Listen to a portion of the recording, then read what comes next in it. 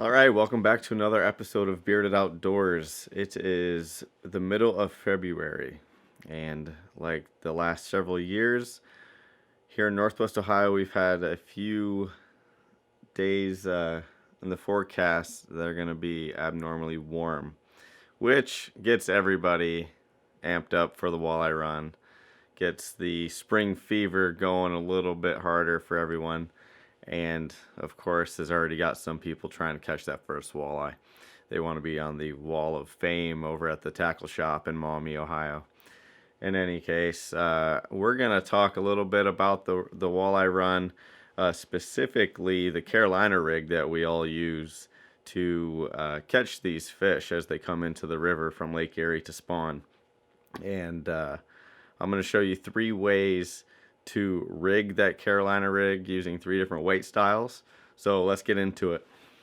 Alright, you can see here that I use a St. Croix 7-foot medium power fast action. It is the Premier series. It's a one-piece rod, which I definitely recommend. It's my personal preference anyway. And I just have that paired up with an Abu Garcia Aura S30. Nothing too special here, but it does the job. I like it. I may get try out some different reels here soon, but for now, this is what I run. And you can tell I do have braided line on here. That is my preference. There will forever be a mono versus braid debate when it comes to the Maumee River walleye run, and that's a whole topic in itself. So I'll make a video with my experiences and my opinions on that matter. That's going to be in a future video. So let's get into this 3 types of Carolina rigs. Alright, so first off, we use floating jig heads for the most part. You will see we have smaller jig heads here, which I prefer. They're larger sizes, and of course there are the old lead heads that used to be what everyone used back in the day. Nowadays, for the most part, everyone is going to use a floating jig head. So there are the 3 different kinds. I prefer the smaller ones. The larger ones can be useful at times if you're not getting bit on the smaller heads. However, I prefer using larger heads when the current flow is a little bit lower.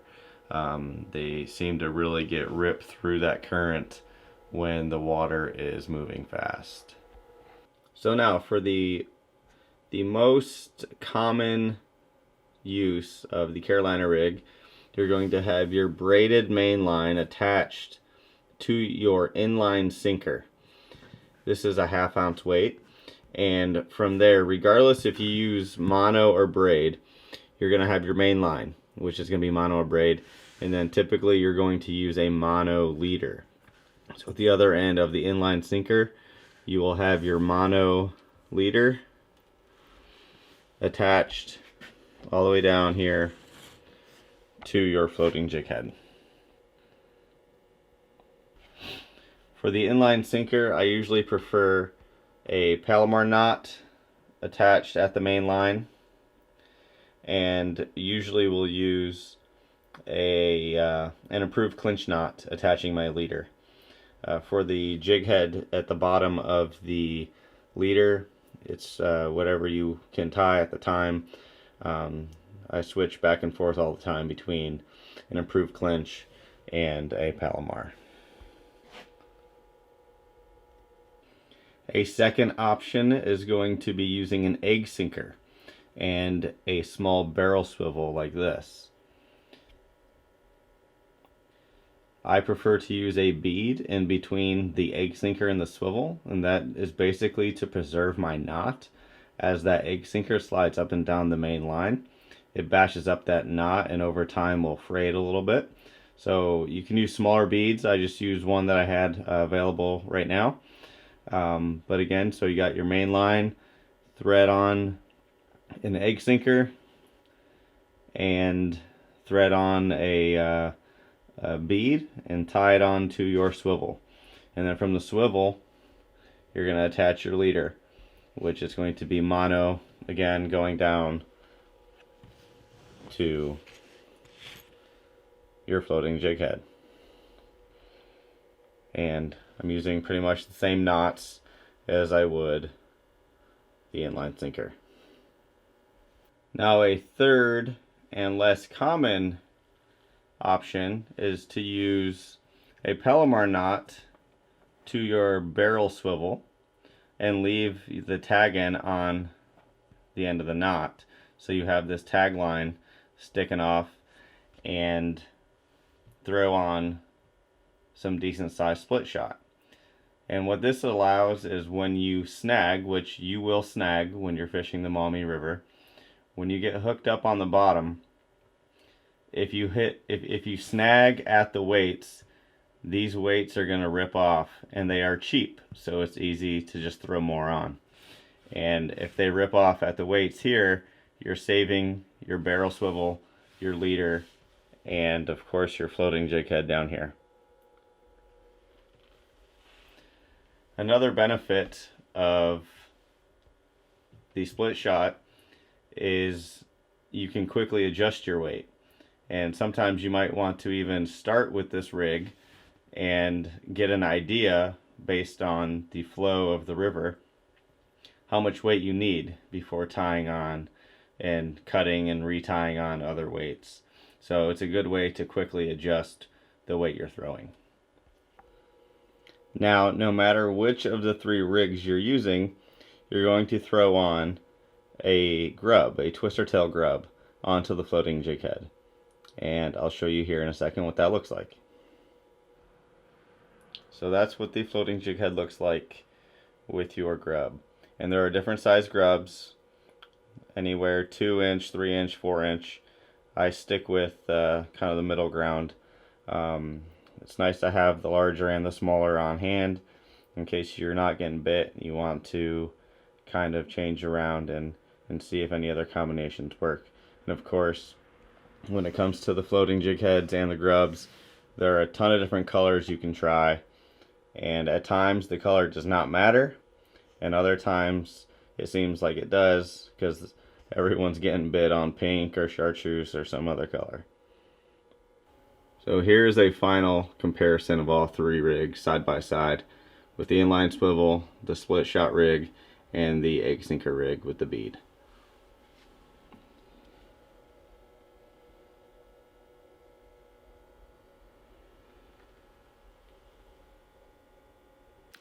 Well, like I said, there's some warm days ahead. Everyone's spring fever is just ripping right now, and we've already got anglers out there trying to catch that first walleye. Let's briefly talk about leader length. I didn't show any true leader sizes on this demonstration. I shortened them down for ease of the video. But as with any river, the Maumee River is going to fluctuate daily in both water level and flow. And just as a very basic rule, if you want your floating jig head to get closer to the bottom, you're going to shorten up your leader. And if you want it to get off the bottom, you're going to extend that leader out.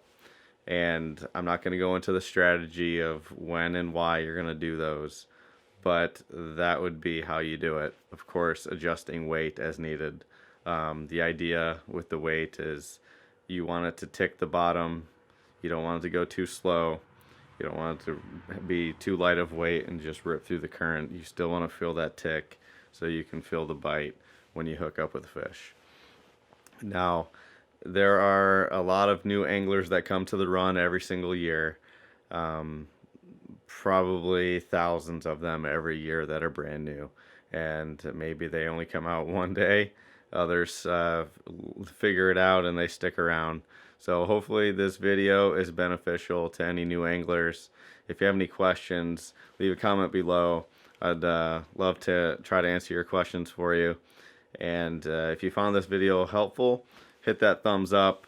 And of course, if you're new to the channel, go ahead and subscribe.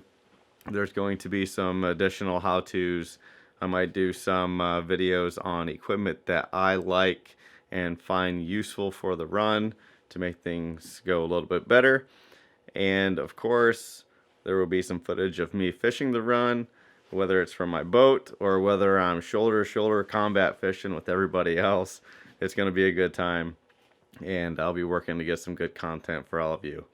So I hope you all have a good run, and fish on, man. Fish on. If you would like to subscribe, you should probably click over here. And if you want to watch other videos, another video, just click over here. Just kind of click those. But you should subscribe. Definitely subscribe.